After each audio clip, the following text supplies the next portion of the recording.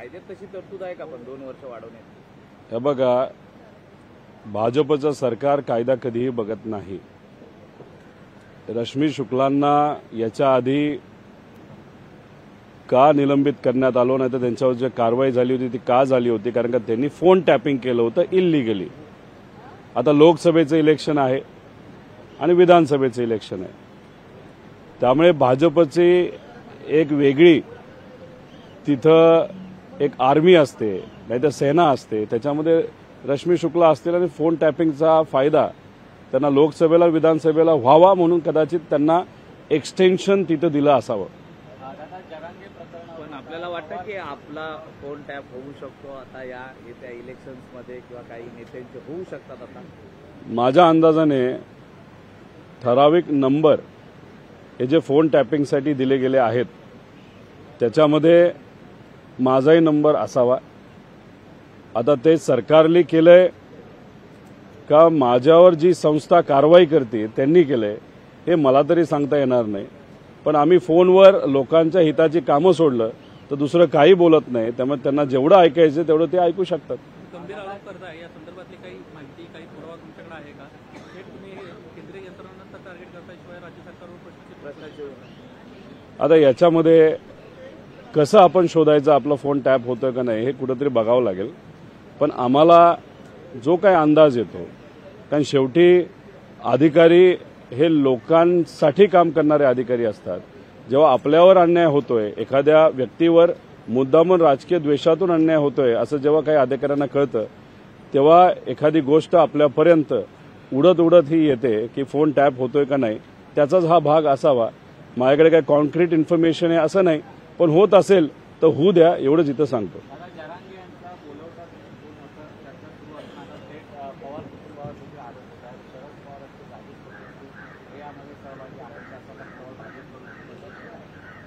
गेल्या 50 वर्षामध्ये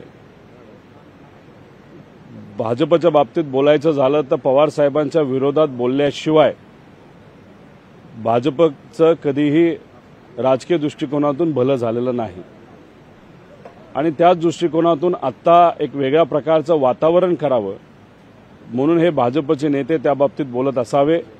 पण एकच इथं सांगतो, कोणाचा करेक्ट कार्यक्रम होईल हे मी इथं सांगणार नाही. पण सामान्य लोक लोकशाहीच्या माध्यमातून येणाऱ्या इलेक्शनमध्ये या जातीवादी धर्मवादी सरकारचा भाजप आणि त्यांच्या मित्रपक्षाचा करेक्ट कार्यक्रम 100% करतील असं आम्हा सगळ्यांना वाटतं.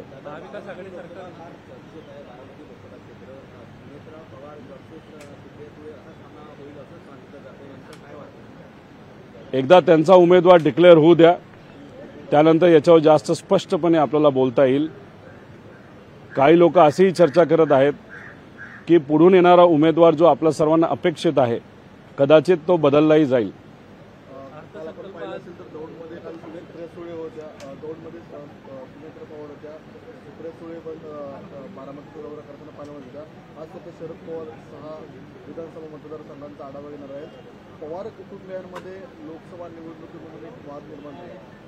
भाजपला जे पाहिजे होतं भाजपने केलेलं आहे.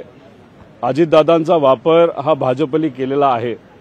गेल्या अनेक वर्षांमध्ये आपण जर बघितलं तर पवार साहेब असतील आणि पवार कुटुंबीय यांनीच पुरोगामी विचार या महाराष्ट्रामध्ये टिकावा यासाठी संघर्ष केला आणि त्याच्यामुळेच भाजपला अनेक वेळा अडचणीत यावं लागलं. आणि मग आत्ता पवार विरुद्ध पवार केल्यामुळे भाजपला जास्त फायदा होतोय. त्यामुळे लोकसभा बारामती लोकसभेच्या बाबतीत बोलायचं झालं तरी जो कुठला निकाल लागेल त्याच्यामध्ये भाजपला जे पाहिजे ते ऑलरेडी झालेलं आहे. पवार विरुद्ध पवार हे झालेलं आहे. पण शेवटी त्यांनी कितीही प्रयत्न चाणक्यशाहीचा केला तरी सामान्य लोक नक्कीच निकाल हा पुरोगामी विचाराच्या आणि आदरणीय पवार साहेबांच्या बाजूने देतील असा विश्वास आम्हाला वाटतो. सुनेत्रा पवार यांनी निवडणूक लढावी की नाही, तुमचं काय मत आहे त्यांच्याबाबत? याच्यावर मी काय बोलणार. दादा त्या बाबतीतला निर्णय घेतील. त्यांचा एक वेगळा पक्ष आहे, चोरलेला का असेना पण त्यांचा आता वेगळा पक्ष आहे. त्यामुळे ते तिथं जी भूमिका घेतील त्याच्यावरच त्यांचा पक्ष तिथं चालणार आहे. त्यामुळे बारामतीत उमेदवार ते देतील, तोच उमेदवार त्यांच्याकडनं फायनल असेल. आणि मग आमच्याकडनं तुमचं वैयक्तिक मत काय कुटुंबीय म्हणून की त्यांनी निवडणुकीच्या रिंगणात उतरावं की नाही? नाही, कुटुंबीय म्हणून तुम्हाला आम्हाला विचारलं तर पवार विरुद्ध पवार हे होऊ नये. संयुक्त ताकद ही नेहमीच मोठी असते, पण भाजपला जे पाहिजे ते जर अजितदादा करत असतील तो त्यांचा विषय आहे. जेव्हा उमेदवार त्यांच्याकडनं जो कुठला दिला जाईल, लढणं तर भागच आहे आणि आम्ही मनापासून लढणार. पवारांनी असं म्हटलेलं आहे की ज्या प्रकारे अजितदादांनी बारामतीचा विकास केला त्या प्रकारे अजितदादांचा जो कोणी उमेदवार असेल त्याला तुम्ही जास्तीत जास्त मतं निवडून द्या, तरच या ठिकाणी पुन्हा विकास पाहिजे. नाही, ठीक आहे. आता त्या तिथं बोलून गेल्या. दादांनी जो विकास केला, कसा केला, काय केला, त्याच्यामध्ये साहेबांचं योगदान होतं का नव्हतं हे लोकांना माहीत आहे. त्यामुळे राष्ट्रवादी काँग्रेस अजितदादा यांच्याकडनं जेव्हा उमेदवार फायनल होईल आणि त्यांचं नाव जेव्हा तिथे येईल त्याच्यावरच नंतरच आम्ही या बाबतीत जास्त बोलू शकतो. प्रकाश आंबेडकर असं म्हणतायत की काल 6 महिन्यांपूर्वी माहीत नसलेले जरांगे पाटील आता शरद पवारांचे बाप धरत असं त्यांनी एक वक्तव्य केलं.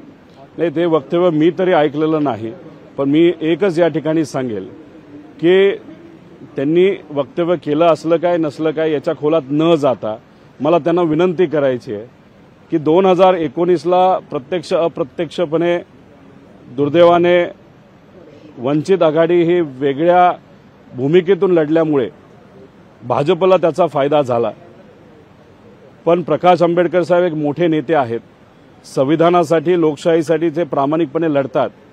त्यामुळे यंदा काँग्रेस, राष्ट्रवादी तसंच उद्धव ठाकरे साहेबांबरोबर म्हणजे महाविकास आघाडीबरोबर ते येतील, आलेत, फायनल होईल आणि संविधान टिकण्यासाठी, लोकशाही टिकण्यासाठी एकत्रित ते लढतील असा विश्वास मला तरी वाटतो.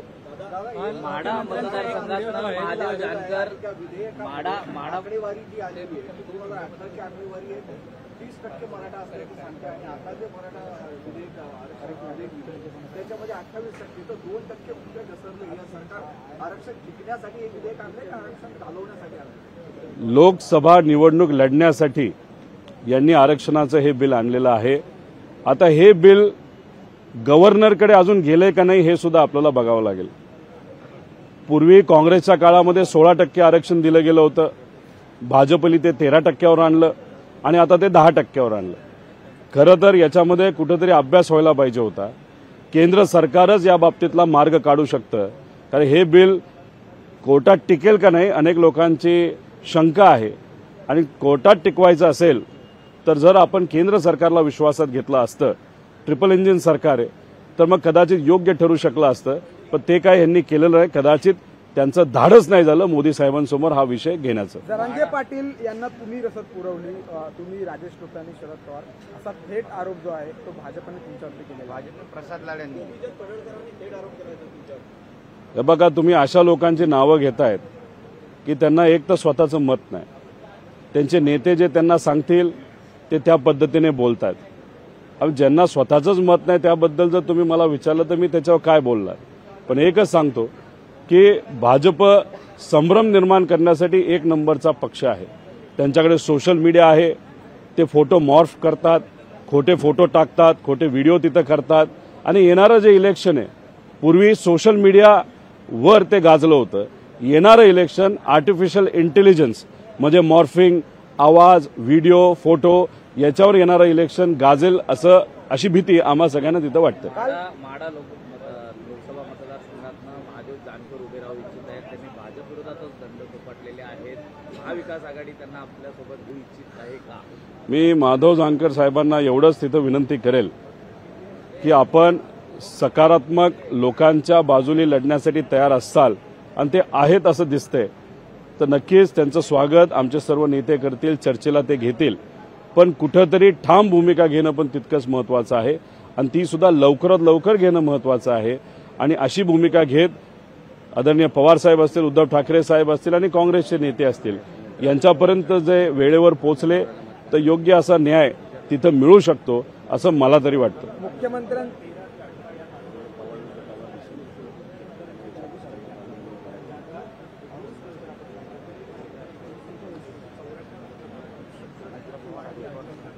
एकनाथ शिंदे साहेबांनी भाजपबरोबर जाताना 2-2.5 वर्षापूर्वी असं सांगितलं होतं की या महाराष्ट्रामध्ये एक सुद्धा आत्महत्या होणार नाही शेतकऱ्याची. पण आत्ताची परिस्थिती बघितली तर सगळ्यात जास्त आत्महत्या प्रतिदिवस जर कोणाच्या काळामध्ये झाल्या असतील तर त्या भाजप, एकनाथ शिंदे साहेब आणि आता अजितदादा यांच्या काळामध्ये झालेल्या आहेत. त्यामुळे दाखवायचे दात आणि खायचे दात या लोकांचे वेगळे आहेत.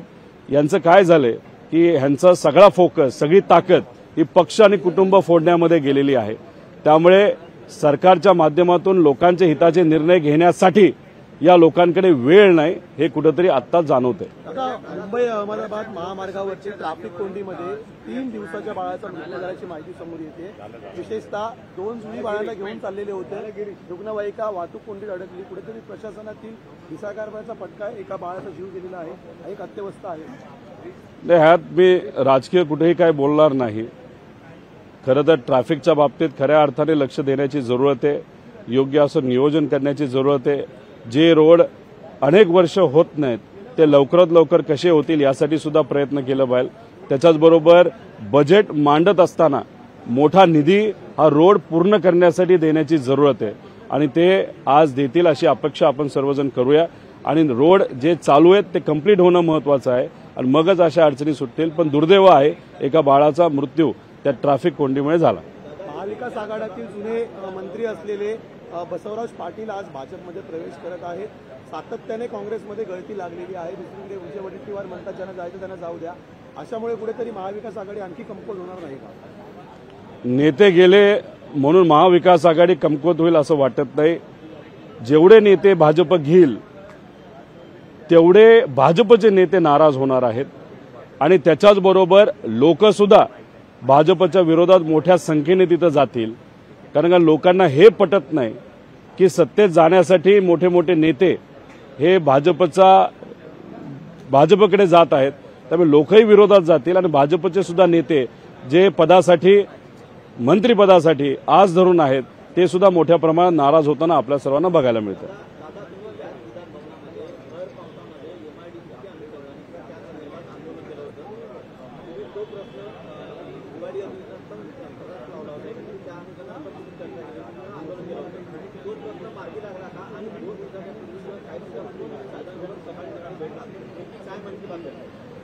त्यात काय मन की बात नाही झाली, लोकांची बात झाली. लोकांचे प्रश्न पिण्याच्या पाण्याचे आणि शेतीच्या पाण्याचे तिथं घेतले गेले आणि ते मागे लागून आपण त्याला पूर्तता सुद्धा करून घेतलेली आहे. राहिला प्रश्न MIDCचा, आज अधिवेशनामध्ये सुद्धा संधी दिली तर आम्ही तो मुद्दा घेणार आहे.